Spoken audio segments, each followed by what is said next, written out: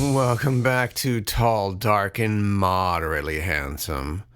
That's me, the dude, Alex. All right, this past week, as far as job stuff, I actually heard back from Pasco Hernando State College for jobs I applied for way back in March. These were actually the very first jobs I applied for on the day I was sent home for decision-making leave. And it took them that long to get back to me, and all 3 jobs are filled. Really? Not even an interview? How could they not even want to interview me? I don't get it. You mean there are people that were more qualified to at least get the interview? It makes no sense to me. Years and years ago, I applied to that college and had interviews for their school store in 2 different locations. Didn't get them, but at least they interviewed me for that. I also did 2 of those virtual video interviews for schools. At least the Dayspring Academy allowed me to do retakes, and I needed them. It's just so weird talking to a screen and trying to get your thoughts together and make it sound like you're a professional and a person you'd want to hire and get along with. It's so weird and impersonal, right? But I have to do it. That's the way it is. At least, like I said, I got to do retakes. I got to read the question, get an idea. So that helped a little. And I do have another in-person interview next week at the courthouse by me. And I have officially passed 200 job applications since March. I'm actually at 201. That is crazy. Few interviews, but there are more places I applied to that I never heard back from. I heard back from a few. Medical seems to not like me. I don't know why. But that is how the job search has commenced. Obviously, it's getting a little tough because unemployment's about to run out. Although I did get a little encouraging spark of hope from a DoorDasher. I was at my favorite place, Culver's, and waiting for my custard, and a DoorDasher came in. So I asked him, "Are you a food delivery guy?" And he said, "I work for DoorDash." And I said, "Is it worth it?" And he said, "It can be." He works locally, and he knows that he wants something that will be worth his time and gas to go out and do. And he also told me that he didn't have to alter his car insurance at all. So I'm like, "Really?" He said, "Yeah, there's no need to do that." I'm like, well, that gives me hope. I don't have to putter around and get that extra stuff in my insurance. So it is a consideration now. As the unemployment runs out, I may have to do that. We'll look into that. I'm glad I bumped into him and asked questions. And I was curious. I wrote to an ex-coworker. She was let go 2 years ago for something trivial, just like me. And she was there 17 years. She didn't work in my same department, but I knew her, and she was a very mild-mannered, easygoing person. I just can't see why they would let her go for something so stupid. But they did the same thing for me. 9 years, and they let me go over super stupid, ridiculous nonsense. At least she got a job after 3 months, though, she let me know. So good for her. I have passed the 3-month mark. So, maybe it's my time. It would be really nice. It is getting old. I'm applying all over the places, banks. I even did part-time applications to Michaels and Skechers and Planet Fitness. Those are places I think I might be okay working at part-time, but come on, let's go. Well, that will segue me into some of my challenges and pain points. Looking at a lot of side hustles. There was one that a guy recommended to do if you have a drone. And I thought I had the certification, but it's only for recreational use. But you need another one. That's more money, almost $200, and more classes or something you have to take in order to use it to make money off of. So that kind of stinks. I mean, my dad gave me a drone, and it would have been great to use it for that. I was even looking into Notary Public, but you have to have over $100 to get it. There's a few other things you have to do. It's like, I want to start something where I don't have to use my money. Jeez. So that's disheartening. Despair creeps in. It's like, man, what is it going to take for me to get ahead here? Doing something on my own, maybe? And other weird things that happen, like I was late for my haircut, which I never am. I thought it was one time, and it turned out to be like 30 minutes later. Like, oops, I don't like to do that, especially to my hairstylist. I've known her for many years, and I've always been there early, and I don't want to be that guy. And something else weird happened. My wife and I were driving on one of our regular roads, which is 2 lanes. You could do 65 miles an hour. So there was 2 of us going about the same speed. The car next to us was doing that. And then all of a sudden, this crazy person passes us on the right on the shoulder. Like, are you kidding me? You don't care about driving your car on the shoulder, maybe hitting something or hitting us? Like, you were in that much of a rush? What is wrong with people? I don't get that. Relax, you'll get your chance to pass. And I think the person wound up at the light with us anyway. Silly. Next things I'm addressing really aren't pain points, but it's something that makes you lose a little faith in humanity. There was this documentary called The Inventor about Elizabeth Holmes. She was trying to get this blood testing device that was really small into places like Walgreens that you could test and get all kinds of medical history and pre-screening alerts for things like cancer. And she wound up in jail. I think her biggest problem was she over-promised and under-delivered. She had so many investors.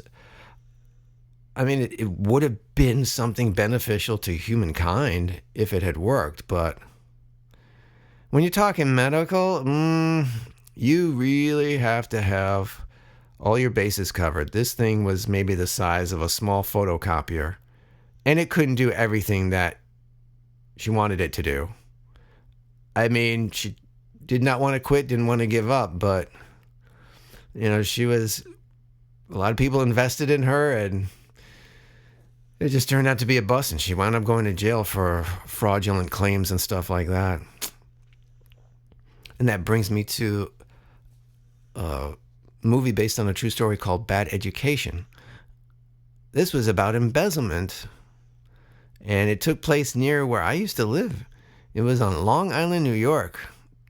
Back in 2002, this superintendent and assistant superintendent embezzled millions along with others, just using the taxpayers' money to buy their homes, cars, trips to exotic places. It's like, what is wrong with people? How do you think you can get away with this stuff? Why do you want to get away with this stuff? You deserve it? You know what the bad silver lining is for this? Those superintendents still got their pensions. Even after being sent to jail and whatnot, they still got their pensions. They should not have been allowed that. It's a shame that people have to be so shady and manipulative. Just do the right thing from the get-go. Be a decent person. Where are your values? Where's your moral compass? And so let's segue into the creativity inspiration portion of this. Well, I continued with my fight to save the universe, Insurgents. That was a bit of a struggle at the beginning of the week because I was getting tired of it. It's like, why do I keep writing these characters? I'm getting tired of it. I like some of their costumes and their looks, but what else do they have to offer? What is their story about? Like this one I call The Insurgents. I really would have loved if I could have used it for the upstarts instead, because the upstarts had silly powers, and the cosmic superheroes would have shown them that they had worth, or they could have trained them to use these powers in a better way. Whereas the characters I'm using in this have pretty decent powers.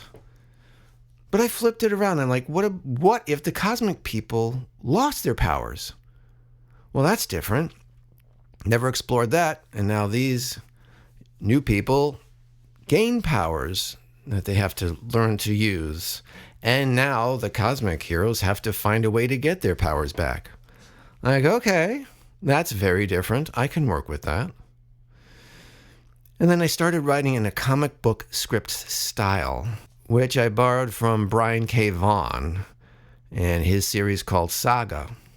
In the special edition, he shows his scripts. Like, oh, this is interesting. He puts page 1, panel 1, and then a little description of maybe what's going on, maybe the camera angle, how you want to frame things, and then who's going to speak. So that has been fun using that method. I'm putting panels, but the way this is going to be, it's going to be on video. I'm going to display it that way. Moving right along, I actually posted my first book publishing video in 2 years almost. Back in 2024, I started this little how I published my kids' book video playlist on YouTube, and I stopped. I was getting discouraged. I had no views. I'm like, what's the point of all this? But I saw some of my views were picking up, like, all right. And since I've been interviewed by a lot of schools, I thought, well, this is a way for me to educate the world. Maybe that's a sign, I can teach this way. So I did another video, which is on YouTube and Substack, all over. Just the last part of my making my first Meow Meow book, uploading it to Ingram Spark, and then using someone from Fiverr to promote it, and then it being released and available on so many sites. So check that out. I also saw a very interesting TED Talk about a woman being fired at the same age as me, 55, for some trivial nonsense. She just said yippee to a client. And the higher-ups didn't like that. Yippee? What the hell? It's not professional, but okay. Does it warrant her being fired? Holy cow. And then she faced some ageism as she was trying to apply for other jobs and get back in the market. She recommends you don't use seasoned professional on your applications. But she turned it around and has made this website to help older professionals get work. I like that. I saw a brand new documentary about Earth, Wind, and Fire. Mr. Maurice White did manifestations like Michael Jackson about success and where he wants things to go and being able to do his music, and it worked. But Maurice would sometimes make changes without consulting the band members. Yeah, he created it, but people are in the band for years, and they deserve a right to know if things are happening, like bringing another producer, other musicians in the studio. And he put the band and the music above everything and everyone else, it seemed. He let people go from the band without batting an eyelash. Now we learn about his past and can see where this comes from. His dad was killed when he was 5, and his mom left him behind with relatives so she could look for work in another state. So just imagine, you're this young boy and the people closest to you left you. I mean, it's not like his mom completely left him. She came back, but this left a scar on him, and it made it easier for him to put people at a distance. Like, I think one of his kids said his heart, when it came to people, would only open so much. When it was with the band and the music, it opened completely up. But he gained a little more perspective when he was diagnosed with Parkinson's in the 90s. gained closer relationships with his kids until ultimately he passed in 2016 at the age of 74. So you got to find a balance, right? I mean, Maurice created some incredible music with Earth, Wind, and Fire, classic songs, but his life wasn't properly balanced. Even in the documentary, as the 80s came on, Earth, Wind, and Fire fizzled out. Their music wasn't jiving with people, and the band broke up. And they did some solo projects, but they eventually got back together. But still, you know. And of course, Maurice had no say-so in what family he was being born into, but it's such a shame. But if you could be aware that something's wrong and maybe look for help, you can change things before it gets out of control. And what else? The War of Art. I've been reading that more, as I've said, all about resistance, but I'm getting to the section about how a professional handles it. Yes, you want to love your art, but you don't want it to completely define you. Like if you say I'm a singer, I'm a painter, I'm a digital artist, and that's it. What if that's taken away from you? You put so much of your identity into that label. Now that it's gone, now what? If you just consider yourself an artist, you kind of save yourself from that. Like, well, I can also do voiceovers, I can also write, I can also draw, stuff like that. It does help. What was interesting to me, Stephen Pressfield, the author, co-wrote the movie King Kong Lives. Did any of you see this stinker? I had no idea he was involved in that. But he admits it, and he thought he had a great script, great movie, but it bombed. And of course he felt down on himself, but one of his colleagues helped put it in perspective. He asked him, "Did you want to give up?" And Pressfield said, "No." And then he said, "Why are you complaining? You created something, it got made. Sometimes it works, sometimes it doesn't. You got to be able to take your lumps if you're stepping into the arena. That's just the way it is." That's how a professional has got to deal with it. You're going to have your bombs, you're going to have your setbacks, things are not going to work, but yeah, keep moving on, right? That's what it really stuck. All that helped me understand some things, put things in perspective for me, which kind of leads into a little bit more about symbolism. You know, I saw the snake last week. This past week, I saw a toad, and I dreamt about a raccoon. And they both symbolize change, growth, and rebirth. And so, reading the book, all the stuff that I've been exposed to last week made me realize something, that the despair and all that, it's a part of me, but I can't let it define me. You know, when you're sending that energy out, that frequency out, you're going to get that stuff back. And it's so easy to fall into that negative space and let it just consume you and drown you and, you know, stifle you. You know, you're paused. You can't do anything.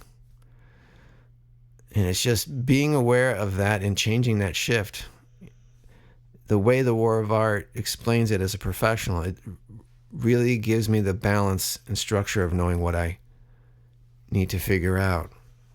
There was another YouTuber who talked about just doing his music for fun and not pursuing it as a career. And he was fine with keeping a day job, keeping his medical benefits. He was fine with that. And it took a lot of courage and honesty to say that. I mean, most of my day jobs haven't been what I wanted to, but obviously now the stresses of not having a job sting and make me feel a little low. And that's where a lot of my energy has been going, wasting it on feeling low and unworthy. But I know something happened to me. I was swimming in my pool and I felt, you know what? I am worthy. I do deserve good things. I have to shift to that mental state and frequency to become the man I want to be. And I look at myself and I'm I'm a decent dude. I haven't gotten into trouble with the law. I don't drink. I don't smoke. I don't have baby mamas. I never really hurt someone physically bad. I never went to jail. So, yeah, I am a decent dude. And I deserve good things. And I have to remember that. Sit in that mental state and frequency as much as I can. And I want to spread that to others, just like you listening. I want you to know that you are worthy. You do have good things to offer the world. I mean, if you're feeling down, I understand. Just remember, it's a normal feeling. If you feel upset, you feel sad, desperate, I get it. Acknowledge it. That's your emotions. That's what's going on with you. But just be aware to not wallow in it. Not let it drag you down. Not send that energy frequency out all the time. Because it's an endless cycle. And I understand, sometimes life can really suck. But it's how you approach it and how you deal with it that moves you forward. So that's where I'd like to end things. I hope this helps in some way with what you're going through in the last week. Hopefully it's just giving you some perspective or whatever you need from this, and it helps me as well, reflecting on my week and seeing where I started and where I've ended. So here's to next week, right? Bigger, better things, better frequencies, better energy. I'll keep you updated on the progress, of course, next week, because that's what happens when you're tall, dark, and moderately handsome. Until then, thanks for listening. See ya.